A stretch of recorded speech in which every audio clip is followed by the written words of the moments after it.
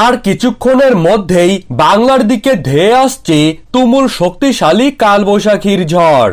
আজ থেকেই আগামী 3 দিন পর্যন্ত দক্ষিণবঙ্গের পাশাপাশি উত্তরবঙ্গের প্রত্যেকটি জেলাতেই 50 থেকে 60 কিলোমিটার গতিবেগে ঝড়ো দমকা হাওয়ার সাথেই তুমুল ভারী থেকে অতি ভারী বৃষ্টিপাত লক্ষ্য করা যাবে। কালবৈশাখীর সাথেই শিলাবৃষ্টিপাতের সতর্কবার্তা জারি করা হয়েছে মোট 12টি জেলায়।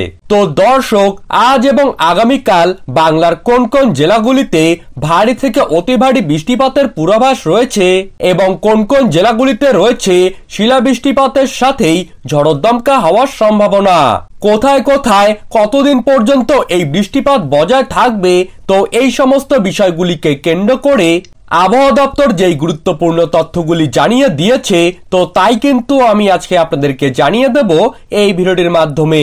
তাই আপনার জেলার আবহাওয়ার সমস্ত সঠিক খবর আপনি যদি প্রতিদিন সঠিক সময়ে পেতে চান, তাহলে অবশ্যই আমাদের চ্যানেলটিকে সাবস্ক্রাইব করবেন এবং পাশে থাকা বেল আইকনটিকে প্রেস করে রাখবেন। তো চলুন এক নজরেই দেখে নেওয়া যাক আজ থেকেই বাংলার আবহাওয়ায় ব্যাপক পরিবর্তন।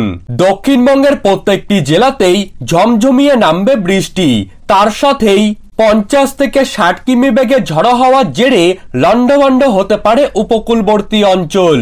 আবহাওয়া দপ্তর জানাচ্ছে সোমবার থেকেই ভারী বৃষ্টিপাত শুরু হয়ে যাবে, তার সাথেই মঙ্গলবার ও বুধবার পর্যন্ত বিক্ষিপ্তভাবে ভারী বৃষ্টিপাত এবং মাঝারি বৃষ্টিপাত লক্ষ্য করা যাবে দক্ষিণবঙ্গের 12টি জেলায় এবং উত্তরবঙ্গের 5টি জেলায়।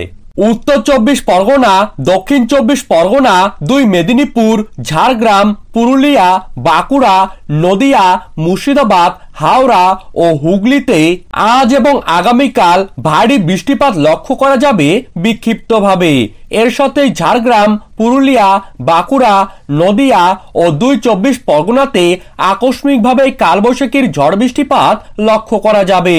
বাংলাদেশের আবহাওয়া অধিদপ্তর জানিয়ে দিয়েছে আজ বাংলাদেশের ঢাকা, সিলেট, নোয়াখালী, পাবনা, রাজশাহী, বিবাড়িয়া, কিশোরগঞ্জ, সুনামগঞ্জ, টেকনাফ, কক্সবাজার, হবিগঞ্জ, মৌলভীবাজার, ব্রাহ্মণবাড়িয়া ও নেত্রকোনাতে কয়েক ঘন্টার মধ্যেই তুমুল বজ্রসহ ঝড় বৃষ্টিপাত লক্ষ্য করা যাবে। এর সাথেই 70 থেকে 80 কিলোমিটার গতিবেগে ঝড়ো দমকা হাওয়ার জেরে ঘরবাড়ি ভেঙে গিয়ে বিপত্তি ঘটতে পারে।